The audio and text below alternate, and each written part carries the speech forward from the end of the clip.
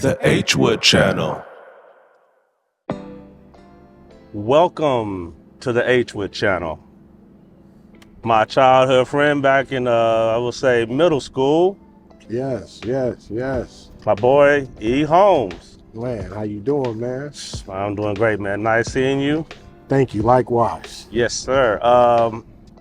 Tell me your journey of how you found basketball, because this guy right here is a high-level player. Like for N1, you made the league too, right? I did. I did. I worked out for a few teams. Okay. Let us know. So, well, I mean, from where it started, shit, I was 6, 7, 8, 9, Right. somewhere, I mean, way back. Right. And I always knew I wanted to play. That was fun. I mean, even I played all sports. I played baseball, Right. Altadena, played football, flag, and, tried to play tackle, but the boys was hitting too hard. At the time, I was little E at that point. That's right. I wasn't 6'4", 300 pound E. I was 5'6", Right. 125 pound E, so. Right. Yeah, I mean, I was good at football. I mean, I ran, I was fast, I could run. Yep. Fast enough. You ran with me, Yep. I mean, I had some speed. I wasn't the fastest, but I can keep up. Right. But yeah, basketball was just always more fun. Yeah. I had way more joy playing basketball than I did any other sport. But I love baseball as well. Wish I would have stayed. If I would have known I'd be 6'4", maybe I would have stayed in it. Like I said, I didn't take a growth spurt Right. till after my sophomore year, maybe. Oh, wow. Yeah. Sophomore year, going into my junior year, somewhere around there. Because I was shorter than my mom. But she's 5'9", 5'10". So I was as a freshman at PHS at Pasadena High, I was 5'7", 5'8". I was shorter than my mom. Wow. And so, the growth spurt happened 10th grade going into somewhere around in the 10th grade going. Right. But by the time I was a junior, I had already grew 6'1", 6'2", somewhere right there. So, that was crazy. But I always knew I wanted to play basketball. Right. Like I always had a ball in my hand. Right. Going up to Loma Alta. Then when I moved down off of Lincoln and Palm, from Altadena to Pasadena with my mom, the closest park now was Washington, on El Molino in Washington. And so I was playing there, so I still go to the park, or I go down to Jackie Robinson, Boys and Girls Club. I remember. But I played in everything. Bulldog camp, this camp, Michael Cooper camp, that camp. I played. I played Sugar Ray Robinson with Cousins, Coach Cousins. Was he coaching that Wilson? Middle school. Okay, Wilson. yeah, all right, okay. Yeah, me, Anthony White. Yeah. Who else was on that team? Jarrell Hill. Yeah. It was no, not Jarrell. Who played on my team at Wilson? Man, I mean, A. White is the one. He was our best player. He was the guy, at the yeah. time. So, well, he and I but yeah, I played NJB. Everything, man. And so I already knew, like, it was basketball or nothing. So when did you know that, oh, I'm that guy? Like, when did you start having that realization that, oh, I'm on another level? That's a good question. I always knew I was gifted and I was good. Okay. Probably wasn't the best at the time, but I played against the Kenny Bruners. Right. Shout out to my boy KB, the Baron Davises. Right. The Shea Cottons, the Jason and Jaron Collins twins. So I was always in the mix. Right. But I was never that guy. You know what I'm saying? But I was good. Right. When I realized that I took it to another level, I would probably say after my sophomore season in high school. Okay, so you I was good as a, junior high, 6th, 7th, 8th grade. I never came off the bench, ever. No, not to be like that, but I always started. So I was always the point guard. strictly one. I played the one for every team I played on. So from Burbank, you know, playing against Dwayne Curtis. You know, I remember playing against him. He gave us like 50.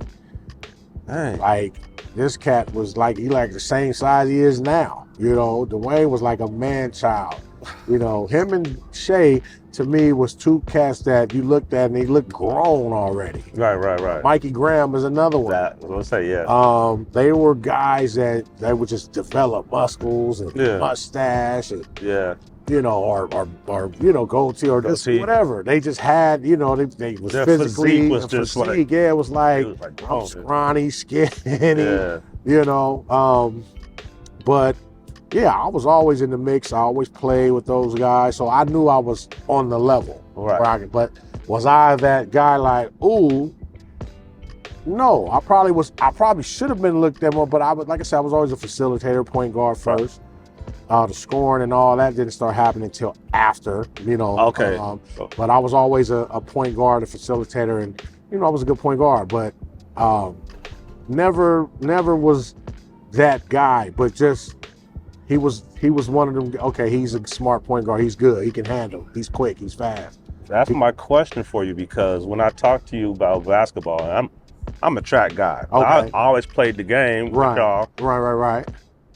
The difference that you had that I noticed between you and everybody else is your basketball IQ. Like you knew little tricks that, for me, I would think it's a regular thing. Like, no, you do that to get me off balance or whatever the case may be. Like you told me this one thing I'll never forget. If you're on a fast break, you cut the lane off so where he, you know, you're going for a fast break. He coming next to you. You go like this, and now you like that type of IQ. Or well, I had a lot of where'd you learn that from? I looked up to. I mean, well, my idol and greatest player of all time for me is Isaiah Thomas. Okay. Played for Detroit Pistons. He's out of Chicago. I'm sure wore number 11. So that's the number I wore.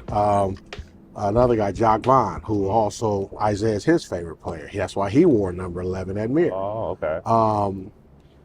But I got a chance to see those guys. I seen Jason Kidd play. You know, they were just, those are some of the smartest guards I've ever seen in my life. Right. You know, I got to see Magic, you know, but I wasn't a big fan of Magic. He was tall. Oh. I wasn't tall. He wasn't tall yet. Right. So I'm still short. I'm still under. I just wanted to get to 6 feet. You know, when I seen Jock, when I seen Isaiah, they was all 6'1", you know, around that. So I'm like, I just want to get to 6 feet. That was my goal. Didn't know I would go 6'4". Right.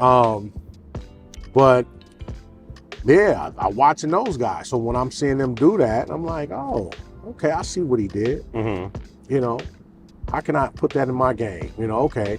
And why did he do it? Right. You know, what was that for? Why did he hold him off and then go or change the speed? Or it was just watching guys like them. Right. And at an early age. So when I went up against my peers, I don't think they were watching film. I mean, we didn't have YouTube and all that shit. Exactly. You know what I'm saying? So you just had to catch it when you caught it. You know what I mean? But, or like I said, I went to see Jock play at Mir when I was at Wilson. You know, I seen Jason Kidd play against Jock. You know, I seen all that stuff, man. I seen the Iversons. I seen the, you know, I saw all the good guys, man, and they were just so hands down, just superior.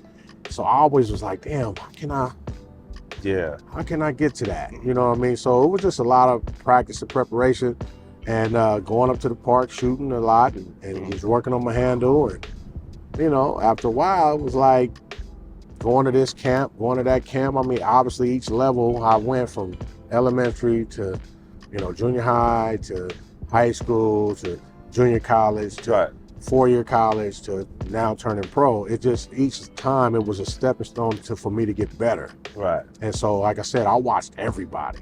So I took something a little bit from everybody, along with my own stuff, but for the most part, yeah, I watched everybody, man. So yeah, and you know, moving forward, you played for N1, right? I did for a short stint. Yeah, I always played with them. Right. You know, my boy Sick With It, best friend out of Pasadena. He was on there first. But I had knew Skip to my Lou, Ray for Austin, because I ended up going to Ventura Community College. Okay. So as I got there, he was leaving. He was already gone.